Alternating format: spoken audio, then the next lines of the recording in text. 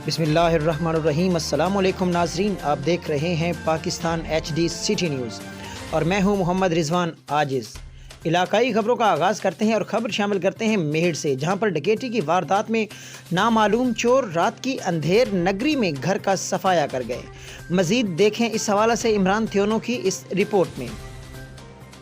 मेहड़ में डकैती की वारदात। नामालूम चोर रात के अंधेरे में बहराम सोलंकी के घर के ताले तोड़कर कीमती सामान के साथ नकद 2.5 लाख रुपए कैश, सोने जेवरात और लाइसेंस शुदा पिस्टल लूट कर फरार हो गए। मीडिया से बातचीत करते हुए बहराम सोलंकी ने कहा कि चोरी थी हुई आहे। उन में कुझु सोन हुयो, 5-8 लख जो सोन हुयो, 2-3 लख रुपया पैसा हुया, माउज़र हुयो पिस्टल, उहो खणी आया अंदाज़। अच्छा, तव्हां पुलिस खे इतला कयो? पुलिस खे असां इतला पे पुलिस ॾिसी ऐं जेको आहे चई बाबा हाणे क़ुर ते खणी वियो, क़ुर पियो अथनि, कुझु बि कान थियो आहे असांजो, का शइ न। घणो?